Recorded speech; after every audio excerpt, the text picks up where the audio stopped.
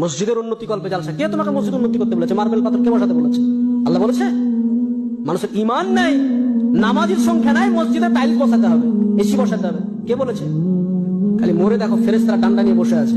বর্তমান সময়ে সব থেকে বড় ফিতনা হচ্ছে জালসা। আর জালসাতে যারা মাদ্রাসার কমিটি পক্ষ, দাড়ি চাচা, সুদখোর, বেনামাজি, যার ইসলামের ন্যূনতম ধারণা নেই, তবু বক্তা সিলেক্ট করছে, অমুক বক্তাকে নিয়ে এসো, বিশাল ভাইরাল বক্তা, ওকে নিয়ে আসলে লোক হবে আর আদায় বেশি হবে, আমাদের মাদ্রাসা ভালো চলবে। তোমাকে মাদ্রাসার ঠিকা কে নিতে বলেছে? আল্লাহ বলেছে? আজকে মাদ্রাসাগুলোকে ভিক্ষার জায়গা। কোন শিক্ষিত সমাজ, মাস্টার, ডাক্তার, ইঞ্জিনিয়ার, প্রফেসর বা যাদের একটু জ্ঞান আছে, তারা মাদ্রাসাকে ভালো চোখে দেখে না কেন?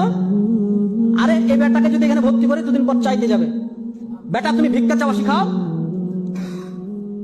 মাদ্রাসাতে এই যে জালসা সিজন, এখন ছোট ছোট বাচ্চাগুলোকে 1 মাস আগে থেকে তো ক্লাস নাই, বাড়ি বাড়ি চাল চাইতে পাঠাচ্ছে, যাও জালসা হবে, খানা হবে। তাই ছোট ছোট বাচ্চাদেরকে যাও বাড়ি বাড়ি চাল চেয়ে নিয়ে এসো।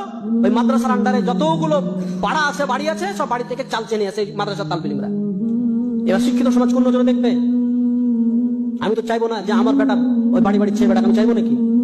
আমি তো জীবনে চাইবো না। আল্লাহ রাসূল বলছেন উত্তম হাত যেটা দিল এটা হচ্ছে উত্তম, আর যেটা নিল এটা হচ্ছে অরুত্তম। আরে মুসলমানরা তো দেয়,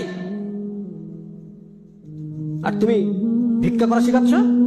এত বড় বড় কলেজ, ইউনিভার্সিটি চলছে পাবলিক, কাউকে দেখেছেন যে উন্নতি কল্পে জালসা করেছে? কেউ কেউ করেছে? আপনি বলেন যে আমরা চালাতে পারছি না, তোমরা ভিক্ষা দাও, বলেছে?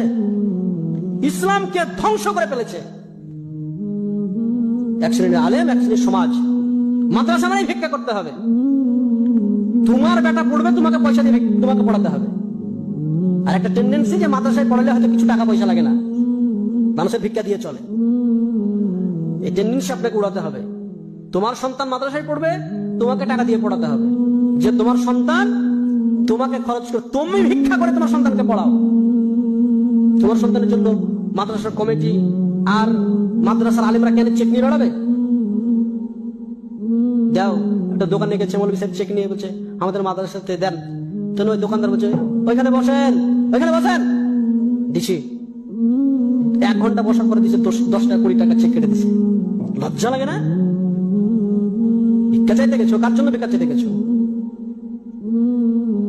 আজকে সারা বিশ্বে মুসলমানদের অবস্থা আপনি দেখেন। মসজিদের উন্নতি কল্পে জালসা। কে তোমাকে মসজিদ উন্নতি করতে বলেছে? মার্বেল পাথর কে বসাতে বলেছে? আল্লাহ বলেছে?